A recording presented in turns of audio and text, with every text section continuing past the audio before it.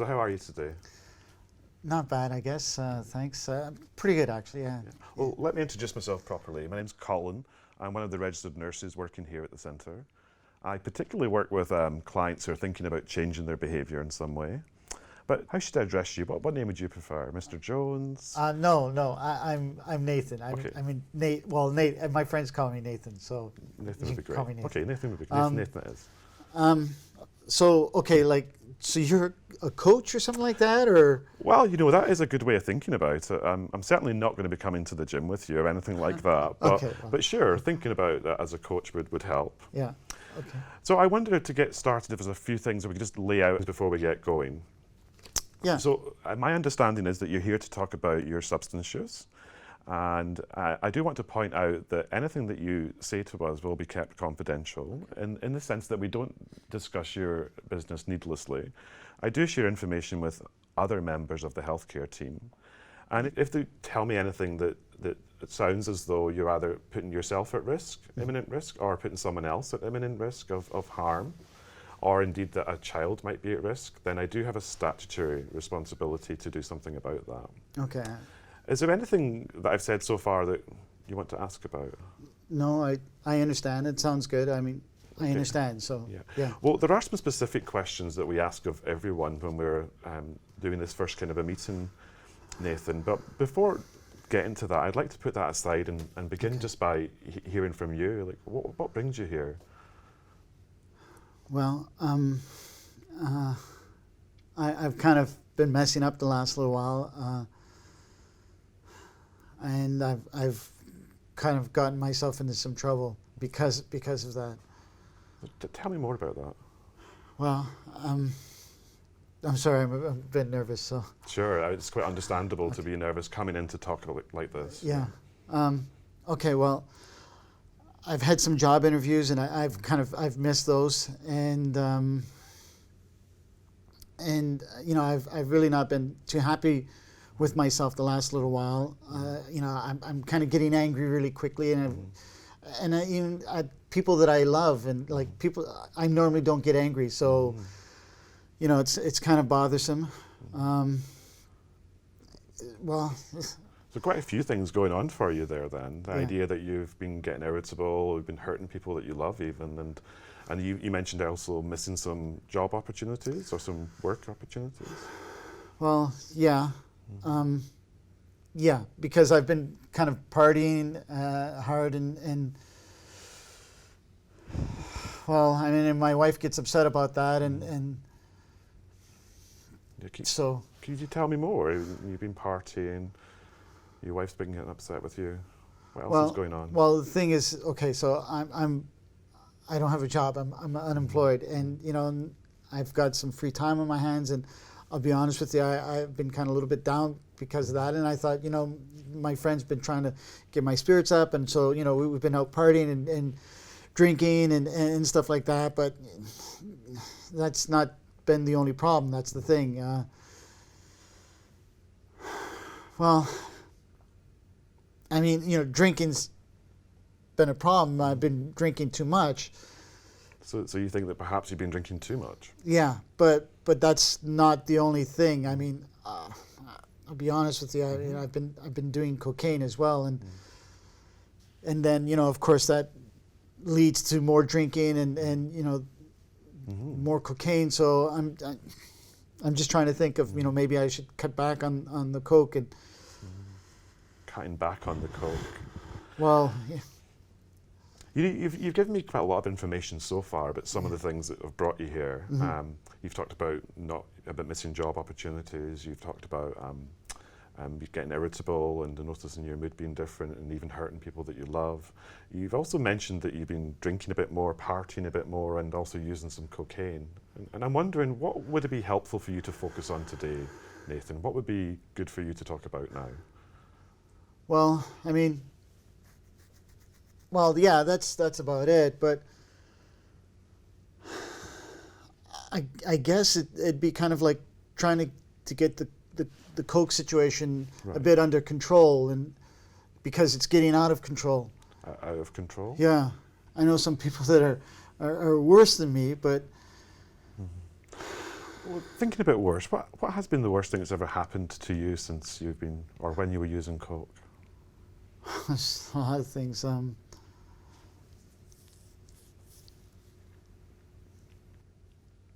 I guess the worst thing is that I've been doing the coke and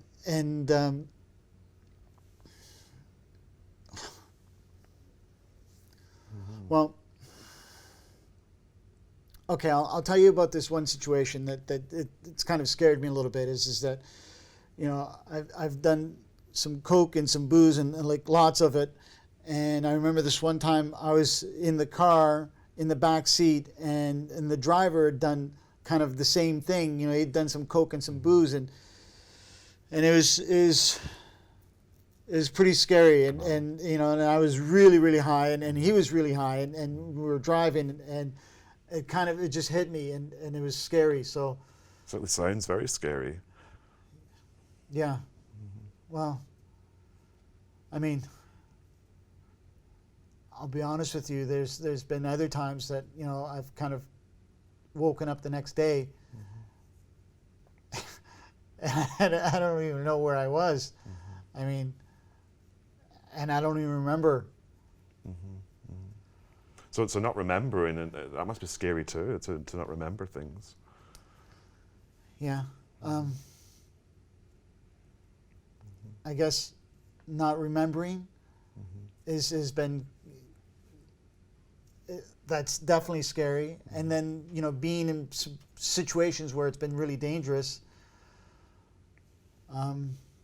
Sometimes it gets foggy, and this is going to sound kind of silly, but sometimes the only way I can find out what I've actually done is by going to my Facebook and then finding out because other people have been talking about it, or I've seen pictures and stuff like that, and that kind of jogs my memory. And then when I start to see those things,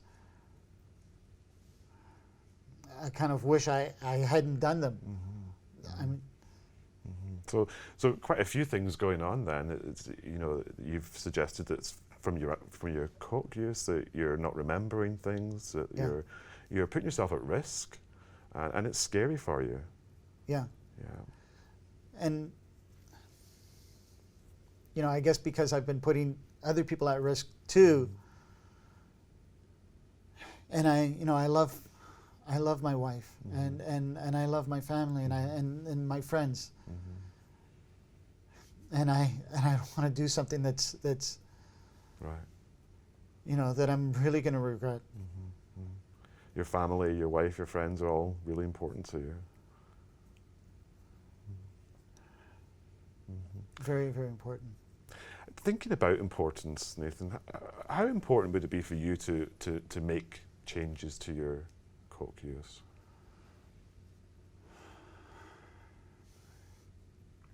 Well, I mean, 8. I don't know. 8 out of 10. If that's That makes a lot of sense. Yeah, and it's good to use imaginary scales. Yeah. Absolutely. So for you, 10 would be the most important, and 0 would be the Yeah. least. Okay, and Yeah, you're roughly 8. Yeah. I mean, so it's very important to you then. I wonder why it's an 8 and not, let's say, a 4.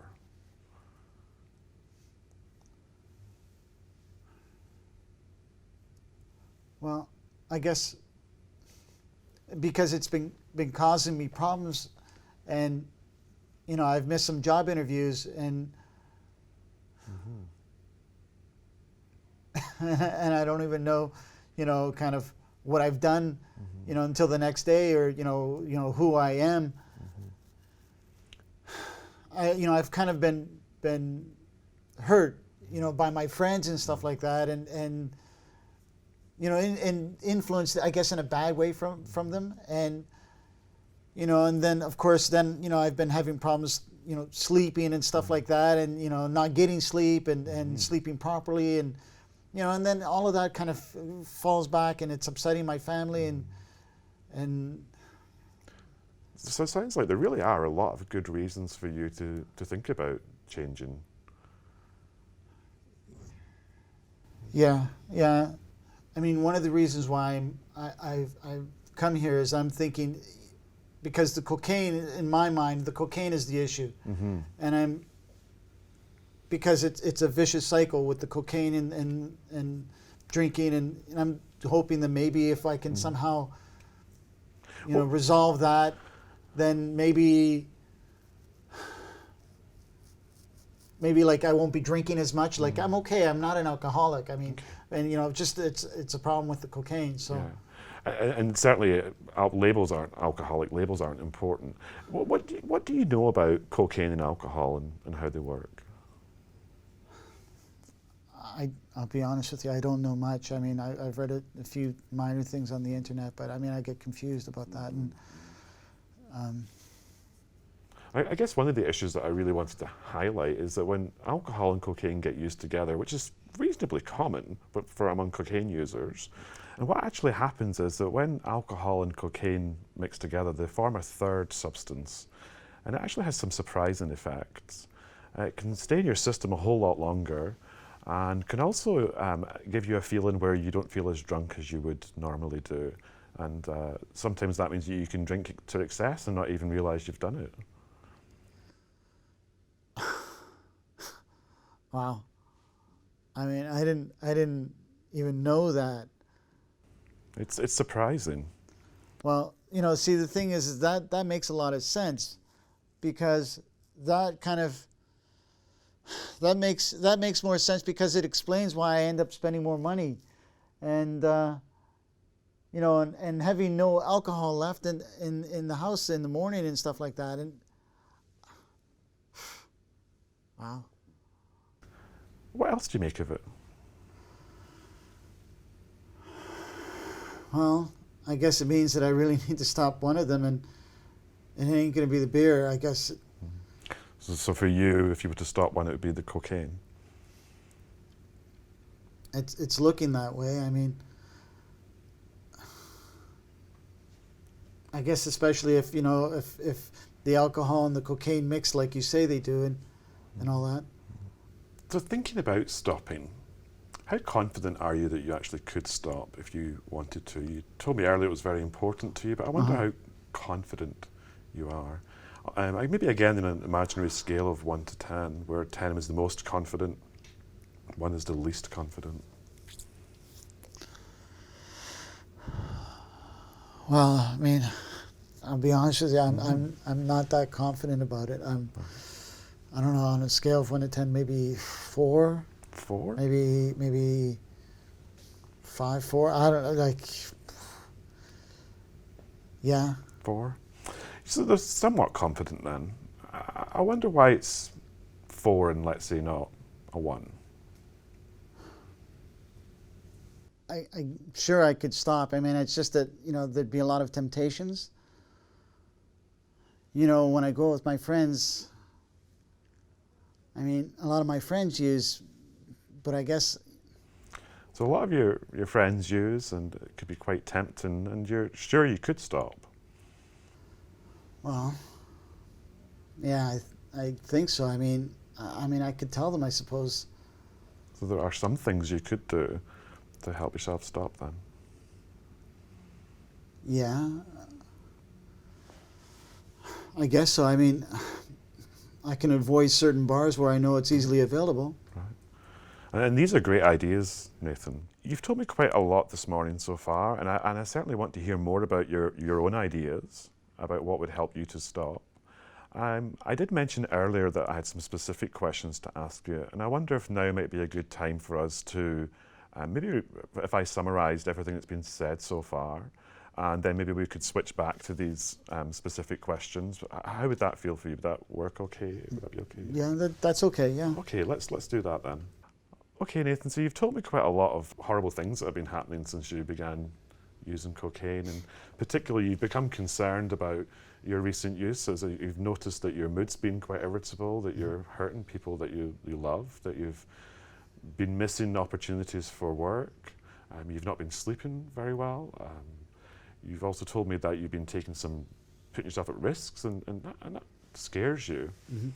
And also not even remembering sometimes what you've done, which I guess is also really scary. You've told me it's very important for you to stop using, and you've also indicated that you have some confidence that you could stop. In fact, you've even come up with some strategies. Does that sound about right to you?